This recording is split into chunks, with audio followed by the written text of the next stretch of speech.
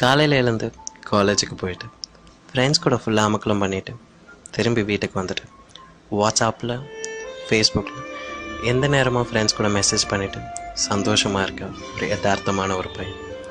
இப்போ இருக்க காலகட்டத்தில் பார்த்திங்கன்னா நம்மளோட ஃபேஸ்புக் அம்மாவாகவும் வாட்ஸ்அப் அப்பாவாகவும் மாறிட்டுருக்க காலகட்டம் அது. இப்போ உங்ககிட்ட நான் ஒரே ஒரு விஷயம் மட்டும்தான் ஷேர் பண்ண ஆசைப்பட்றேன். யாரோட அன்புக்காக நம்ம காத்துட்ருக்கேன் இந்த காலகட்டத்தில். நம்மளோட அன்புக்காக 2 பேர் எந்த நேரமும் காத்துட்ருக்காங்க. நம்மளோட அம்மா, நம்மளோட அப்பா. அம்மாவோட அன்பு நான் சொல்லி தான் புதுசாக ஆகணுன்ற அவசியம் இல்லை. என் பையன் சந்தோஷமாக இருக்கணும்னு சொல்லிட்டு அம்மா காத்துட்ருப்பாங்க.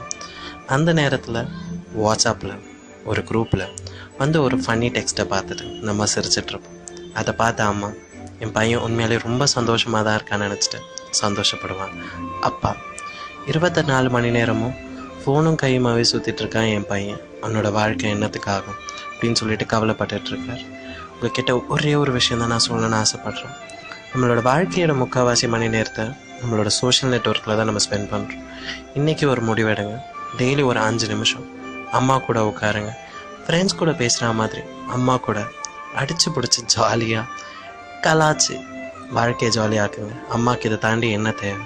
அப்பா கூட தோள் மேலே கை போட்டு, அப்பா எப்படி இருக்கீங்க, சாப்பிட்டீங்களா, வேலை எப்படி போயிட்டுருக்கு, இதை கேளுங்க. இதை தாண்டி அப்பா வேறு என்ன எதிர்பார்த்துட போகிறாரு? நம்மளுக்கு அம்மா அப்பா இருந்தோம், அவங்களோட அன்பை நம்ம சரியாக யூஸ் பண்ணிக்கிறதில்ல.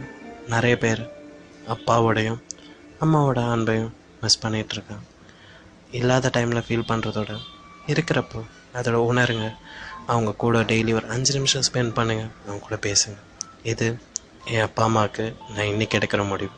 தேங்க்யூ. லவ் யூ அம்மா. எப்போவுமே லவ் யூ அப்பா.